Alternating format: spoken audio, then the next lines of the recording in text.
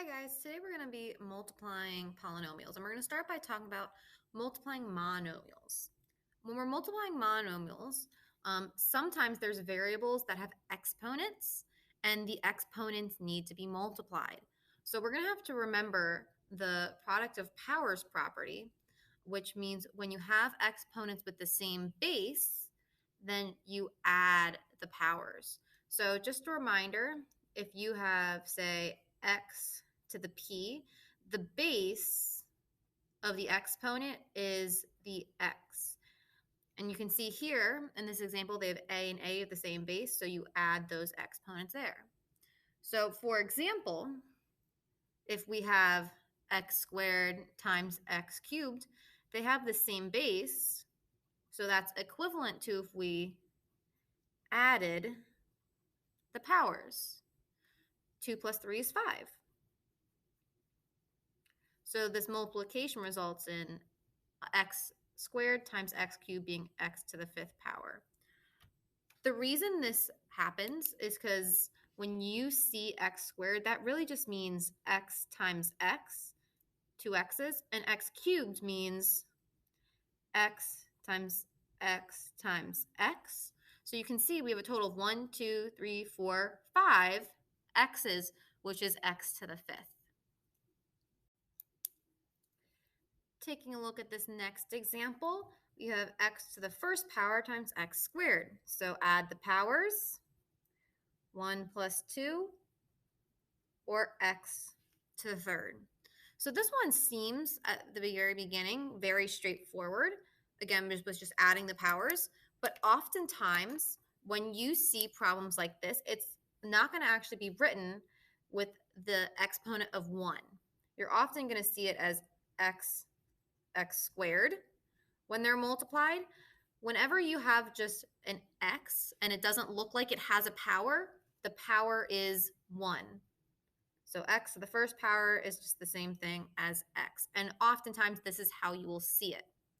So what I want you guys to do is take a look at this 3rd example, x to the 5th times x to the 7th. And I want you to simplify that and get them to have the same base. So pause the video here and give it a go. So after adding the exponents, you should have gotten that you x to the 12th. And you do not need to write this middle step here where you have the 5 plus 7. You can go directly to the x to the 12th. And that's going to be something that we're going to see and become more and more common as we go through some more examples here. So here we're still multiplying two monomials, but these monomials, if you take a look at them, they also have these coefficients of the 6 and the negative 4. And we're going to have to deal with those as well. So when we're dealing with a problem like this, what you can do is rearrange them.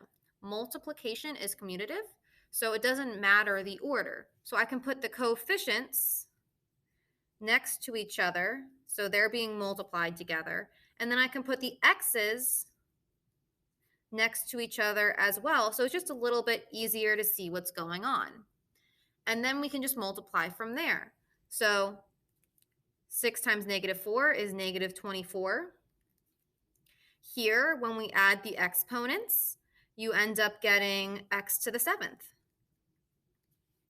And now here is our new combined monomial with everything simplified. Now we're going to actually hop to part C. Here you can see we have more than one variable. In example A, we just had x's. Here we have a y, a z, and an x. So we're going to have to keep those variables that have the same base. So we're going to have to keep the x's, y's, and z's together. I'm going to rewrite this, and I'm going to start by multiplying the 18 times 3 to get 54. You can use your calculator to help you with that. And then I'm going to group the x, y's, and z's together. So I have a y squared and a y, so I'll put those next to each other. I have a x there, so I can put that down. And then I have a z and a z. And the order you put these letters does not matter. From here, I can combine by the variables that have the same base. So the 54 will just be brought down. Here the y's power of 2 and a power of 1. So you add them, you get y to the third. X is just x because there's nothing else to combine it with. These z's are both to the power of 1, so it becomes z squared. Now what I would like you guys to do is try part B and part D on your own. If you are comfortable going from this step to that step, where you know the y's need to combine and you go from y squared and y there to y to the third, that is a-okay. So pause the video here. So for part B, you put the coefficients 5 and 7 together to get 35. X and x is x squared, y and y is y cubed. Part D, you've got some fractions here. So I just decided to do the fractions in 2 steps just to make sure it was abundantly clear to you what was going on. So I put those together out front, and then I have a z cubed and an x. These have different bases, so they can't be combined. So they're just going to stay as they are. The fractions are going to multiply together to get 1/14 when you multiply the denominators. Continuing onward, now we are going to take a monomial and multiply it by a polynomial. A polynomial just means multiple monomials put together, separated by addition and subtraction. So here we have 1, 2, 3 terms, so that's a trinomial. And this is very similar to what we've done in the past. You see these parentheses here with this term out front, and we're just going to distribute it to each of the terms on the inside of the parentheses. So when we rewrite this, we'll end up getting 3x times 3x squared for the first rainbow, plus 3x times 6x for our second, and then we are going to subtract 3x times 5 for our final. You can also think of it as adding a 3x times a -5, whatever works for you. Just be careful with your signs there and follow your sign rules. Here, we'll continue onward and multiply each of these monomials and go from there. So here, with the coefficients, I get 3 times 3 is 9, x times x squared is x cubed. Then we'll add 3 times 6 is 18, x times x is x squared. And then here we have 3 times -5, which is -15, and then we have that x left over. And we have to check here to see if we have any like terms, which we don't. They don't have any like terms because each of these x's have different powers. If they had the same powers, then they would be like terms, but they don't. So this is our final answer for part A. For part B, we're going to do the same exact thing. Even though we have multiple variables, we're still just going to distribute that 2y to each of these 3 terms of this trinomial.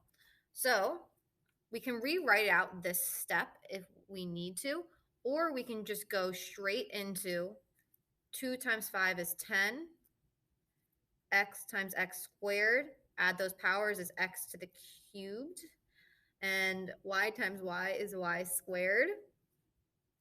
Then we'll do the 2xy times 3xy squared.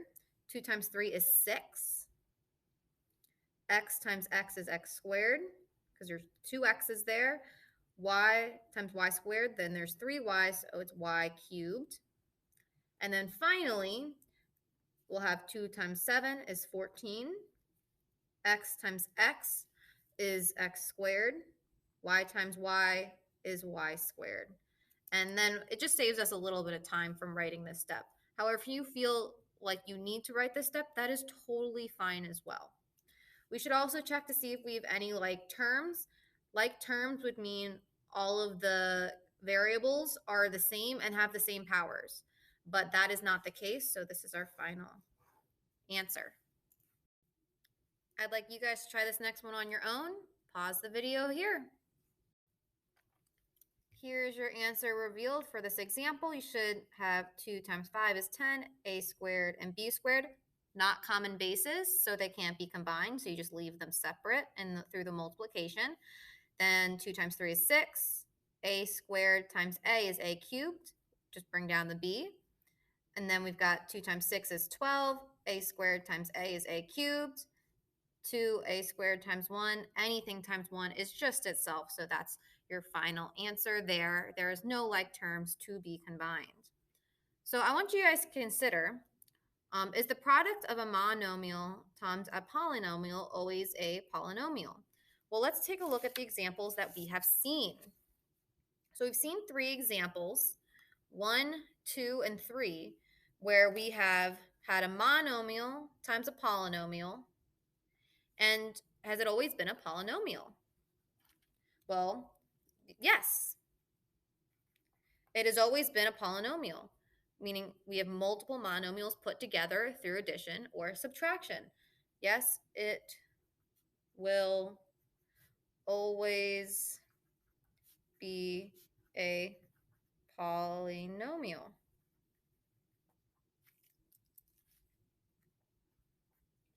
And then also, how many terms does it have? Well, the number of terms, well, here I have 1, 2, 3. I have 1, 2, 3 again, but here I have 4. It's not always going to be 3 terms, but you can see there's a connection here. I have 1, 2, 3 terms, so I have 3 terms left. I have 1, 2, 3 terms here in the parentheses, so I have 1, 2, 3 terms left. And I have 1, 2, 3, 4 terms in the parentheses, and I have 1, 2, 3, 4 terms left. So the number of terms, so there will be the same number